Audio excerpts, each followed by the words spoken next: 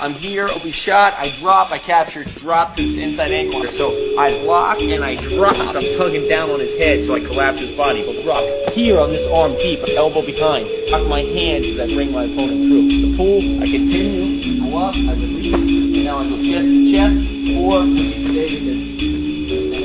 Right in here in this position, it's important that you watch your back from there.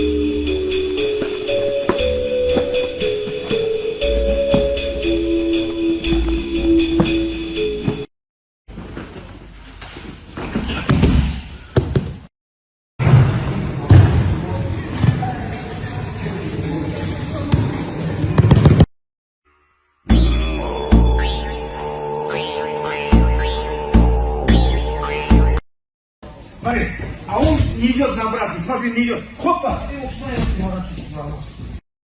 Aoki is going to grab his collar tie. Okay? What I'm going to do is reach over his collar tie with my own. Boom. Okay? Around the same time, y'all, I'm going to reach my other hand to the inside of his elbow here, where his arm bends. Is that understood? Yes? Okay, when he reaches to his collar tie, I'm reaching over his collar tie. I'm grabbing his head and inside his elbow. I'm going to look away from this arm and pull it with me. That's the first motion you need to understand. I am grabbing over top of his collar tie. Here. I'm grabbing inside the elbow. Okay? I'm looking away and pulling his arm through. The other detail I need you guys to remember is your feet are going to turn with you. Okay? Your feet turn with you. You see how I got to the side of Aoki here? Yeah. Inside elbow grip, I'm turning and stepping out of the way. See my toes turning the same direction I'm facing? Don't leave them behind. Okay? He grabs. I grab and I go. Do you guys see the rapid pace that I'm looking for? You're trying to pull without moving your head, right? I need to literally move my head out of the way, right? I move it out of the way as I pull the arm by. Right? Wouldn't that create the slide by portion of the move? Right. Okay. I need to let him slide by me. Everyone see my toes? Alright guys, so I see everyone get finished for the Aoki lock. Personally, I think it's one of the easiest leg locks to escape. The problem is people try to stand, they try to like move their butt every which way, they put the hands on the feet. You don't have to do any of this, okay? For me, again, it's one of the easiest leg locks to escape. So you guys come over here, let's get a little zoom in on the camera. Look at my heel. Literally, I just have to move it on top of the forearm. So if I get a hand on a hand, and I put my heel on the forearm, there is no more Aoki lock. So I call this an Aoki slip. I don't know who else did it. I think I made it up, so you go for the Aoki lock, right? Go for the Aoki lock, right? We go, he's going for it. I slip the heel on top of the forearm, you go for it now, for real. Go for it for real. Go for it for real. So why isn't this tight? It's because the ankle isn't isolated at all. So what's rotating is my hip. As soon as the ankle's isolated, okay, now your foot's breaking, followed by your knee, because it's a static position. So if I can escape the ankle, literally by moving it 2 inches on top of the forearm, you go, there's nothing, bro. I mean, I could high leg out, I could even just rip my leg out. The easiest thing for here is just pull your foot out, because it's just no control. So it's called an Aoki slip. Anytime you're in an Aoki lock. So I got caught in this at Worlds a lot. No one was even close to finishing it. It looked tight. Literally, you just put the heel on top of the forearm there, and you're out. You go for it.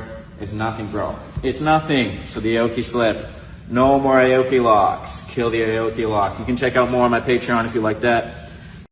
I like to say it's the first one you learn in judo and the last one you master. SOTO GARI really is like the make or break point, is whether or not you control their head. So as we step and we hook, we have to pull that head to us, right? I then lean away and I'm able to take them off of their leg. Here, right away, my shoulder's already working, and I'm gonna get the legs to help me move more. You see, guys? Shoulder pressure, I grab, hip up, and over my shoulder to finish the position. If you start to put the shoulder on his back, let's turn all the way around. Look. I'm here, my shoulder's already on. I make the movement, and I give him more shoulder now.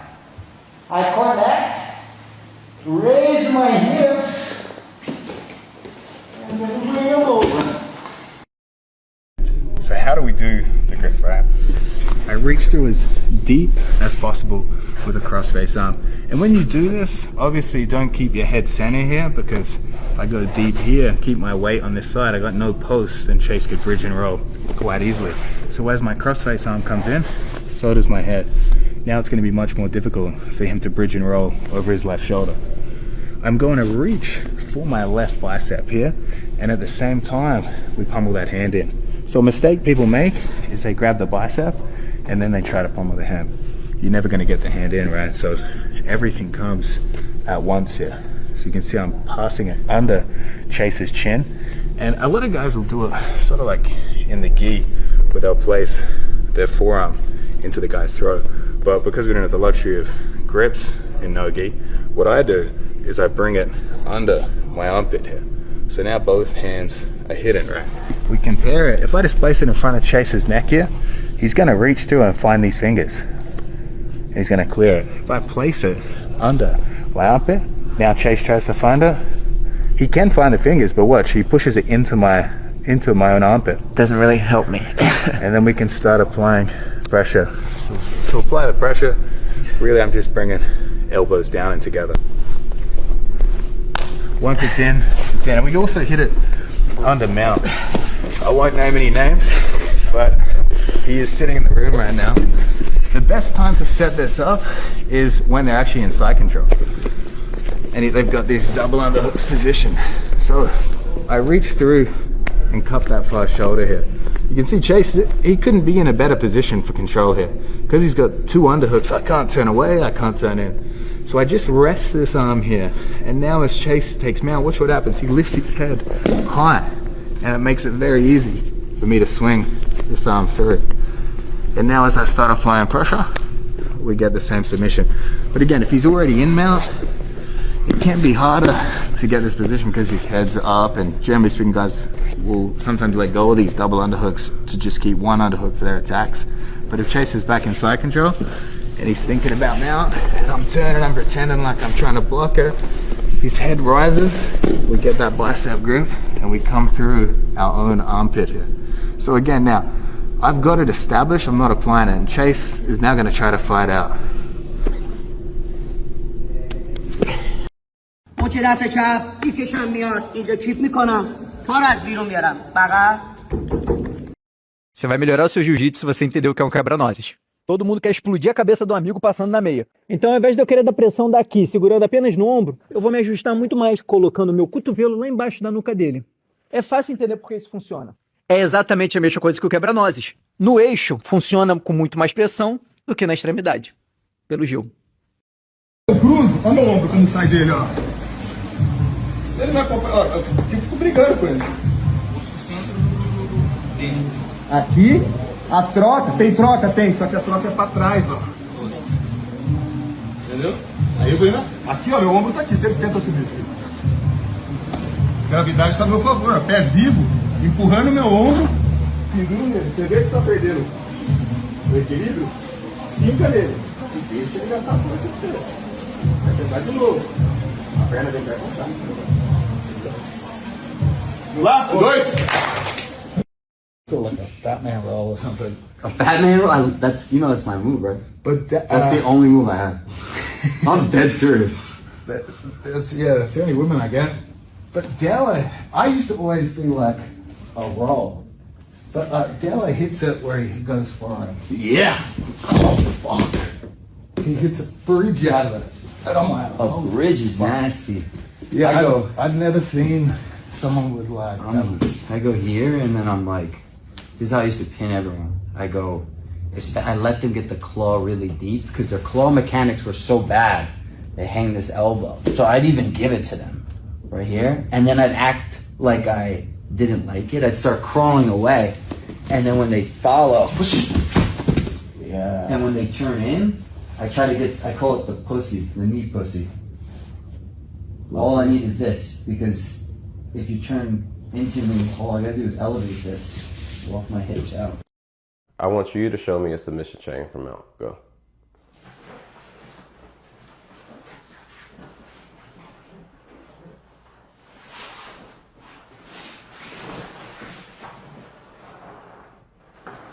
Alright. I want you to do the same submission chain on me. Go.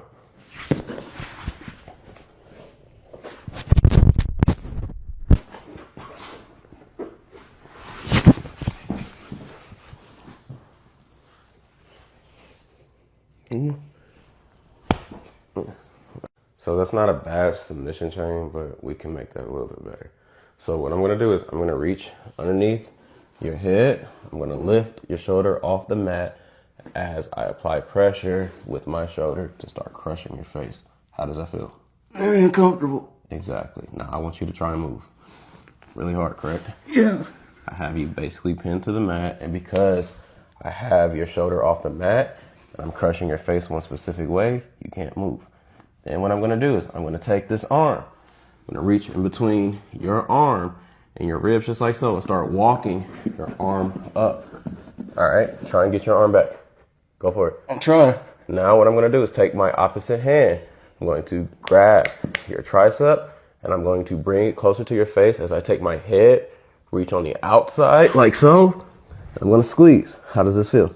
Tight. Now from here, I do have my arm triangle, correct? But I don't really want that. So what I'm gonna do is I'm gonna roll you onto your side more, take this hand, I'm gonna reach under and get this gift wrap. And then I'm gonna pull my arm out, just like so, and pull you like this. Take my knee, put it behind your back, all right? All right, I want you to try and go on your back. Go for it. Is it working? No. Then I'm gonna take this opposite leg. I'm going to windshield wipe it this way. I'm gonna reach underneath your shoulder with my heel. I'm gonna pinch. I want you to move. Go for it. You what? I can't. Oh, okay. Then I'm gonna take my opposite hand. I'm gonna reach underneath your bicep just like so. Secure this Kimura grip. Go ahead and try to get out. I mean, I can choke you from here, right? Yeah. Now what I wanna do is flare my elbow out, push down on your head, and step over. And now I just did the same chain, but was there any space at all? No. So again, reach underneath the head, let's drop the mat, apply pressure, walk the arm up, grab the triceps, roll, go for the gift wrap, put the knee behind there, here, shoot it through, boom, armbar. I just did your move with a little bit of seasoning. What's the difference between a single leg when your head is inside or outside? As you noticed, I shoot a single leg with head outside. The most significant advantage is grip. I control my opponent's hip with bending of my elbows. This means I automatically work with my arms, chest and neck together and prevent my opponent from attacking me with guillotine choke and čarkasama strangulēt. Look, he can't slide his arm under my neck because I control his hip very tightly. But the weak part of this style of takedown is energy. You need explosive power to reach your opponent's hip because your head's position is further when you shoot with head inside. That's why we need accuracy, and your number of your attempts is limited. What's up, guys? This move here is gonna make all the guard players cry. Start by feeling the Riva. Step over the leg like normal. He's gonna try to take his foot out. And I'm gonna seize the moment. When I'm ready, I push his leg forward. I cross it. When I cross it, I throw my chest over the knee, move my arm over, grab the collar, grab the belt, and solidify the leg drag position. This move I hit in the quarterfinals of Pans and first round of the Crown.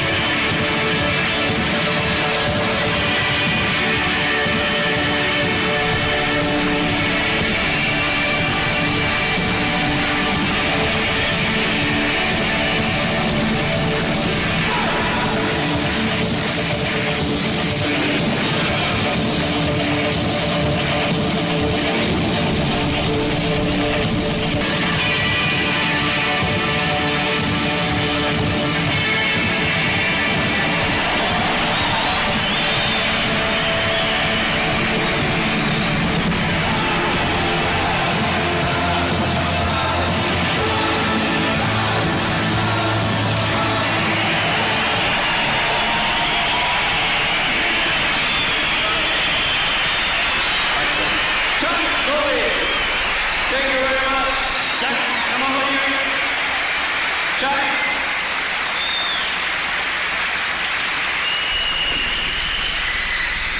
hoffe, Sie konnten, meine Damen und Herren, bei dieser Demonstration, bei dieser Vorführung sehen, dass er ein unheimlich sympathischer Kerl geblieben ist, trotz des Weltruhms, den er hat.